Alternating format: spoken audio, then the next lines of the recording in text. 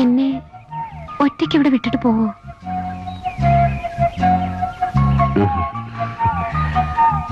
ഒന്നറിഞ്ഞാ കൊള്ളാം. സാവിത്രിക്ക് എന്താ എന്നെ ഇഷ്ടായത്? എനിക്കറിയില്ല. ഞാൻ ഓർക്കുന്നില്ല എപ്പോഴാണ് അതിന്റെ തുടക്കമെന്ന്.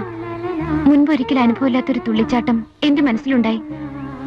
വിനു കൊണ്ടുവന്ന കുപ്പിയോളകളില്ലേ, അത് നിരത്തി ഞാൻ വിനുവിന്റെ പേരെഴുതി. അതിൽ വെറുതെ ഉറങ്ങാൻ നോക്കിയിരുന്നു.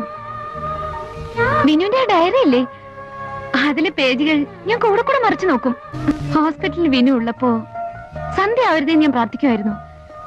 വീട്ടിൽ രാത്രിയായ വെളുക്കാനുള്ള വെപ്രാളമായിരുന്നു എനിക്ക്.